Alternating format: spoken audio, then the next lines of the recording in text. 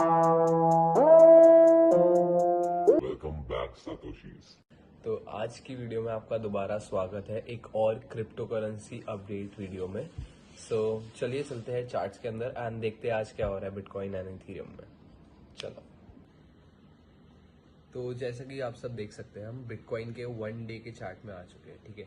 And जिस pattern की मैं उस दिन बात कर रहा था, हम सब बात कर रहे थे कि इसमें एक डिसेंडिंग ट्रायंगल बन रहा है, जो ये रहा है यहाँ पे।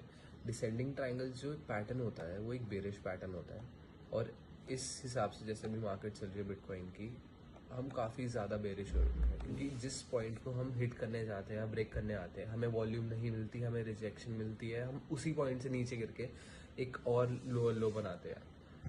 तो अभी दोबारा यहाँ पे एक बेरिश पैटर्न डेवलप हो रहा है, जिसको डिसेंडिंग ट्रायंगल जैसे मैंने आपको बताया है। एंड अभी हम एकदम सपोर्ट पे बैठे हुए हैं। सपोर्ट जितनी बार टेस्ट होती है वो उतनी वीक होती रहती है, और ये सपोर्ट वीक हो रही है।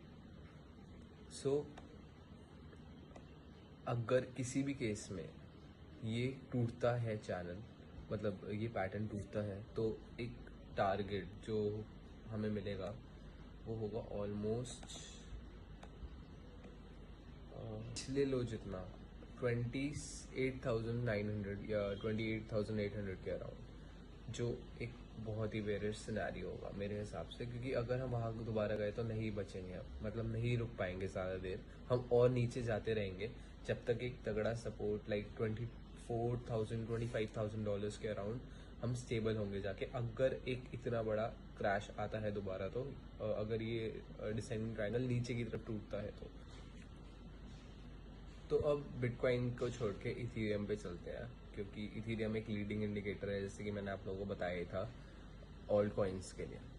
तो इथेरियम में हमने जब लास्ट टाइम डिस्कस किया था तो एक head and shoulder pattern develop हो रहा था, जो अभी भी है। ये देखो, ये लेफ्ट हेड, ये लेफ्ट शोल्डर हेड, और ये राइट शोल्डर अब बन चुका है।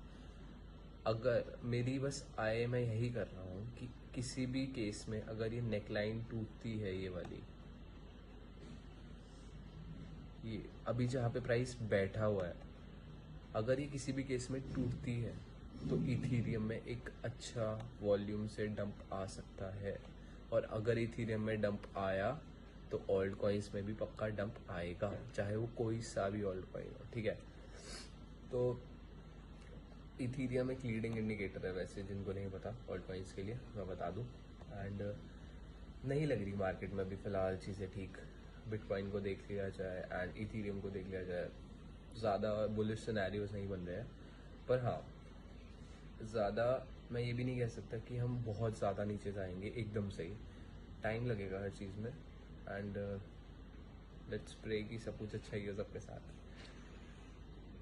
तो अब मैं आपको एक वेबसाइट पे लेकर चलता हूँ जिसका नाम है ब्लॉकचेन एक्सप्लोरर। इसमें एक बहुत ही ज़्यादा बढ़िया इंडिकेटर होता है, जो होता है नेटवर्क डिफिकल्टी। आप देख सकते हैं, जैसे पहले नेटवर्क डिफिकल्टी जब स्टेबल थी या फिर थोड़ी ऊपर थी तो बिटकॉइन का प्राइस भी सही था, अच्छा बढ़ा हुआ था। जैसे ही नेटवर्क डिफिकल्टी गिरी, वैसे ही बिटकॉइन के प्राइस में एक सिवियर डंप आया, जो हम सबको पता है कितना ज़्यादा बड़ा था। एंड अब वो दोबारा साइडवेज है। जब तक नेटवर्क डिफिकल्टी एक रेंज में रहेगी, तब तक बिटकॉइन का प्राइस भी लाइकली है हिस्टोरिकल पॉइंट ऑफ व्यू से कि वो एक ही रेंज में बाउंड रहेगा। अगर नेटवर्क डिफिकल्टी बढ़ी और बिटकॉइन का प्राइस भी मतलब सेम ही होगा, अगर नेटवर्क डिफिकल्टी बढ़ी तो हो सकता है बिटकॉइन के प्राइस में हम हल्का सा बम देखें, और अगर नेटवर्क डिफिकल्टी गिरती है तो बिटकॉइन का प्राइस भी लाइकली है हिस्टोरिकल पॉइंट ऑफ व्यू से कि वो गिरे। तो ये एक बहुत ही पॉसिबल सिनेरियो है, मतलब ज़्यादा लोग इसके बारे में बात नहीं करते और ज़्यादा इसको मानते भी नहीं है, पर मेरे पॉइंट ऑफ व्यू से एक काफ़ी ज़्यादा अच्छा एक इंडिकेटर है मेरे लिए। तो मेरे ख्याल से आज के लिए वीडियो बहुत ज़्यादा लंबी हो गई है, तो ख़त्म करते हैं इस वीडियो को। देखते रहिए सातोशी स्फीयर एंड सब्सक्राइब करिए हमें यूट्यूब पे।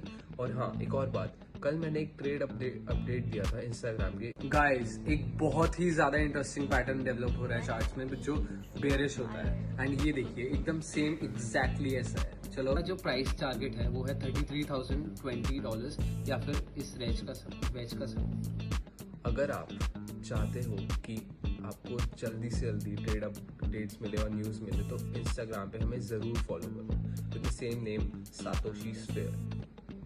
जो मिलते हैं आपसे नेक्स्ट वीडियो में, तब तक के लिए बाय बाय।